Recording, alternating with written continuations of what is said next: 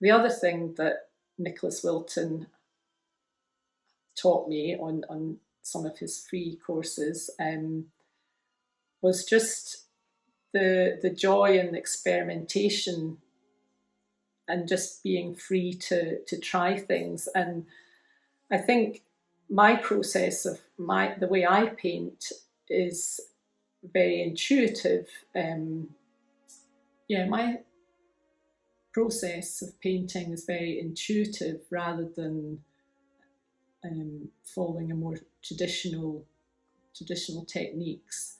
So, and I think part of me always felt that that wasn't really an acceptable way of painting, but I've discovered through Nicholas Wilton's course and various other online courses that it's actually, I think, it's a growing movement of a way of painting, and it really appeals to me because again, I find it really meditative when you're in that state, the flow state, when you're not aware of your surroundings or anything else, and you're just working with the paint.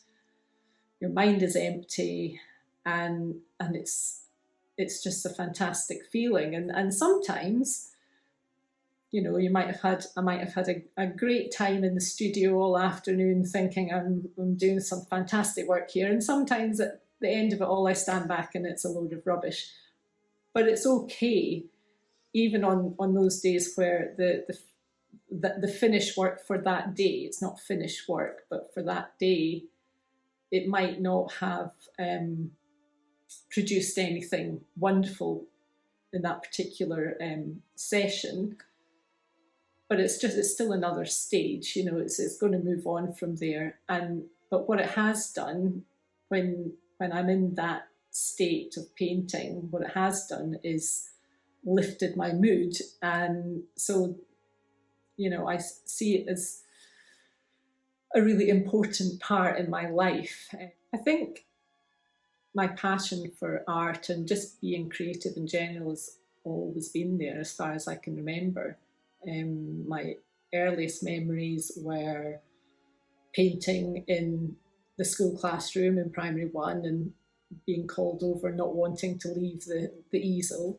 And I've just always been happy making art in whatever form, you know, not necessarily painting, but creating in some way or another. It's always been there. And for a long time, I suppose after art school, it wasn't there. I mean, I felt very privileged to be able to go to art school. My parents were very supportive. There's no guarantee of a career at the end of it, and there certainly wasn't the support back then that there is now for young artists. And so for a long time, I didn't do anything creative work-wise, and I just tried to do it in my spare time, you know, as and when I could. And then I had family, and so there was even less space for creative time.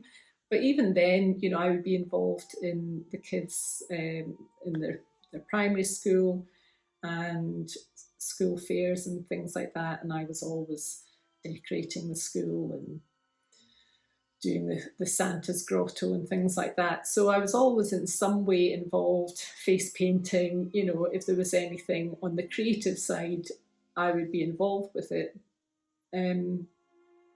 But then I think time took its toll, and I remember feeling like, you know, there was something missing in my life, and I really had to do something about that. And I knew I had to be more creative, and that part of it had been missing for a long time. And so that's when I got interested in felt making, because it was the reason I started. Actually, it was suggested to me was because it was an easy, relatively clean and easy thing to do in the home, where, you know, paint is, well, when I paint, it's very messy, and I couldn't really make this much mess at home. So I think the Scottish coastline has always been an attraction to me. I grew up actually on the east coast of Scotland, near Dundee, and we were minutes away from the beach there. I spent a lot of my childhood down at the beach, and I was just used to having that outlook, looking out at sea. And I've just always loved walking along beaches. And my dad, when I was growing up, he was in the Merchant Navy, and so we used to, talk. My mum used to talk to us about, my sister and I, about where he was in the world, and I just always felt that there was this connection when you were at the shore next, on the coast, and the water was lapping on the shore. I felt that there was a connection then to everywhere else in the world, because the water moves around the world. And I used to think that although my dad was out at sea, when we were close to the sea, we were closer to him. So there was a connection with the sea through my dad being in the Merchant Navy. And now, my partner and I have moved all over the country, really, but we now live on the west coast of Scotland, and again the coastline and the beach is very much part of my everyday, and I just love it. I love being, particularly on an empty beach on a day when the weather isn't good, because it's quiet and you can hear things more easily. And I love that feeling of the space, but also the intimacy of just walking alone along a beach and being surrounded by so much wide space. You've just got that expanse out in front of you and nobody else around. And I think that's what makes it so special. And I suppose coastlines are just always, we tend to go on holidays to the coast. I think people are generally drawn to water. There's some quote I picked up somewhere that, and who was it? I've got it written down somewhere who wrote it, but it's salt water cures everything, whether it's tears, sweat, or the sea. And I think that kind of sums it up, Yeah, sometimes you need to cry, sometimes you need to work hard to make things work out for you, and sometimes the sea is what helps. And I also do a bit of open water swimming, which is a relatively new experience in the last few years, and I just love that as well. I'm an outdoorsy person in the sense that I like to observe the outdoors. I do walk and I swim, but I don't do an awful lot of, I'm not outdoors hiking all the time, but I like being outdoors and observing. And so even when I'm swimming, I tend to, do a breaststroke with my head out of the water, because I like soaking up the atmosphere while I'm swimming, and just the peace of it all, and having this vast area surrounding you without anyone else in sight is probably the place that I'm trying to get to when I'm painting, really. I mean, it's a bit like the way I'm feeling when I'm really immersed in a painting. It's that sort of, there's nothing else around for miles. It's this big wide space around my head, and it's just me and the painting. And it's a bit like that when I'm swimming, there's nothing else around. So yeah, I would say that's why I like the coastlines. I suppose also there's this feeling of, I mean, when you grow up near a coast and you're used to being on the beach, I think the older we get, the more we look back in time and childhood memories and things, and that, with nostalgia, and that sort of brings up some happy memories as well. So yeah, I'm always drawn to coastlines because that's where I've played, and teenage years had beach parties, and just, you know, it's always been a factor in my life so far. So I suppose the main difference in the last few years is the output of work that I've made um, since taking up painting professionally. I'm producing on a much greater scale. I'm probably producing about 50 paintings a year. Um, some of them are very, very small, but still, it's surprising to me actually how much I've produced in a relatively short space of time. And again, for this solo show that's coming up, it's all new work, and it's really only been since December 2023 when I started, and hopefully I'll have between 30 and 40 paintings. So I suppose that's the difference in being a professional painter, is it's just all it's just all consuming, and but it's in a much more a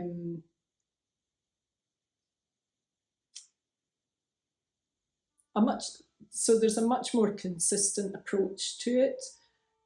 Painting for as a hobby, there was generally some particular reason that I was painting a particular thing or creating whatever piece of art, and it was sparked by one particular response to something.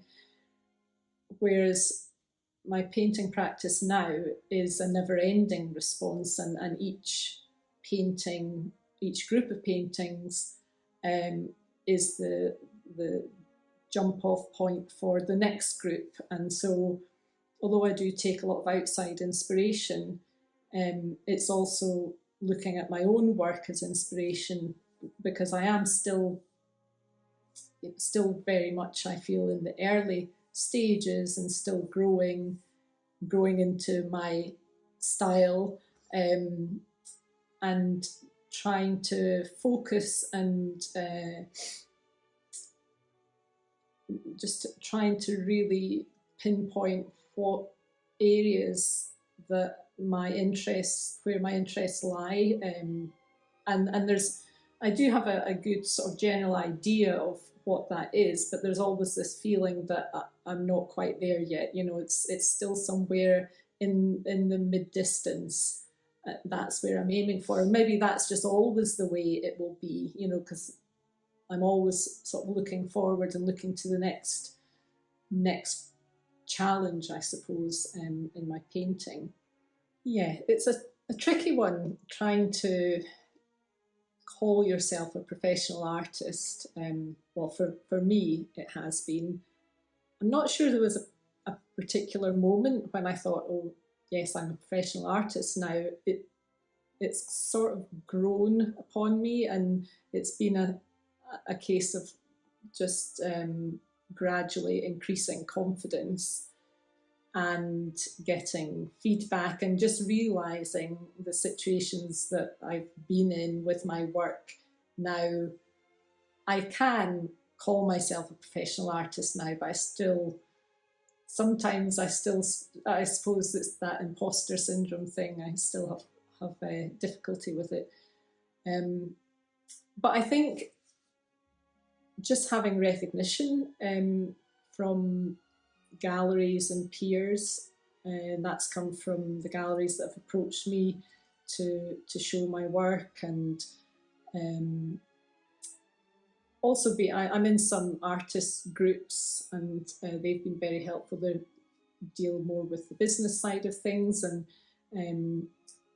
so that's given me this sort of confidence that there's a checklist almost of things to do, and stages to be in, and I know that I am at a particular stage, and there's still a long way to go with that, but I'm working at a level that I can genuinely, other people have said, yes, you are a professional artist at this level. And so, but it's constantly, improving, and my confidence in my work is growing. And I suppose that comes a bit from feedback, but it's also an internal confidence of just knowing what I like about my work, and being able to create that again, and going through the phases that I go through. There's lots of feelings of losing confidence and feeling like I just can't paint. What am I even thinking of? Thinking that I can have an exhibition.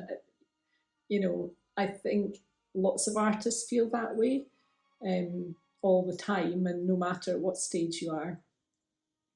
But the more time I spend painting and doing it and going back to it again and again and again, you recognise when those moments of crisis come up, and you can talk yourself through it and get through that, and then it comes back. And then those are just the blips where things are not going well and you don't know what to do next. But generally, and that's a good an important thing that I've learnt recently in these recent months, because the pressure has been on to continue painting, and I tell myself all the time now, just paint, and if it's not working on one painting, I pick up another painting, and I just paint, and I just keep going, and eventually something good, and it turns, happens, and it turns the tide, and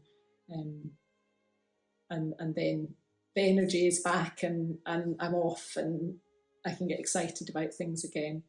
Because I think creatives do tend to sort of be quite hard on themselves, and it feels so personal.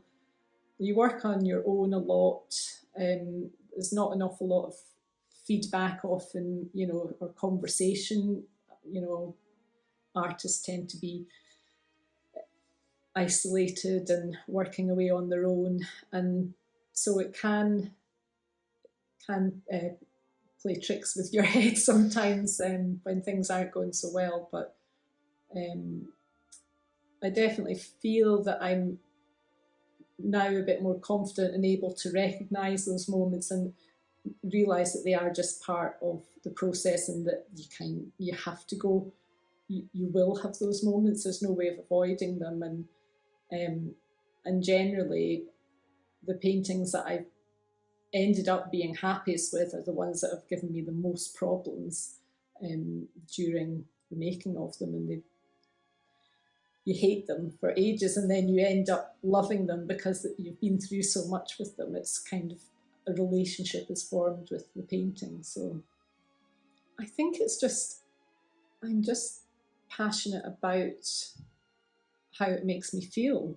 I think I've realised that I have to paint in order to feel happy and sane at times. And I know I love coming into the studio. I love this being my space. Even a bad day painting, even when it's all going wrong, I know now, I have the confidence now to know that it is still just part of the process, and I've still made progress on a bad day. It might not seem like it at that moment, but it's still part of the way towards the solution of these paintings. And I just feel so fortunate to be able to do this. My circumstances have allowed me to be able to get a studio, and I have some time that I can put into this, maybe not as much as I'd like, but as much as I can fit in, and it just makes me really, really happy. I'm doing something that I never dreamed I would be allowed to do.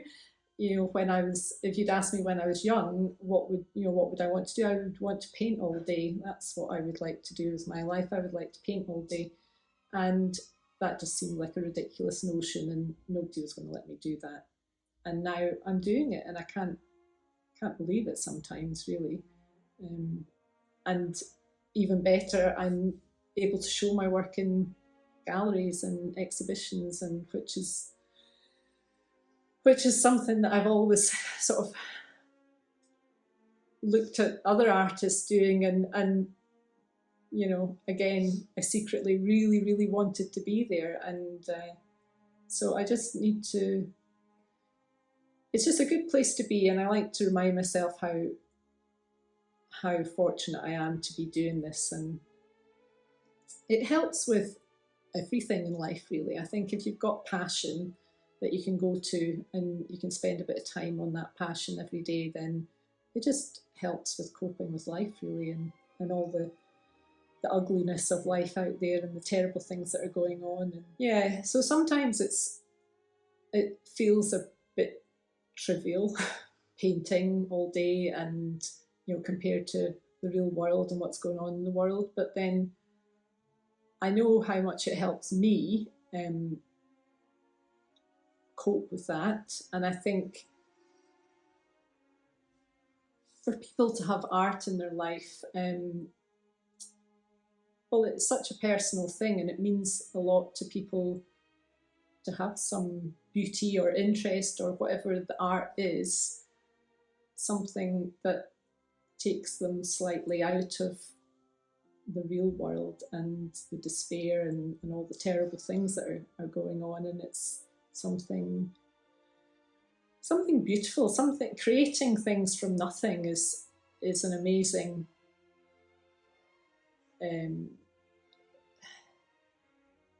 creating anything, I think, brings so much to life, and it's an amazing position to be in, to be able to do that, and to be able to have my work, and other people have it in their homes, and that's a wonderful feeling. So I think it is important in life. We have to remember, even in all the hard times that we have at the moment, it's important to remember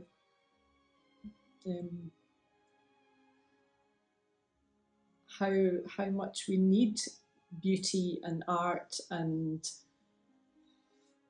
things that make us feel something, and feel alive and happy.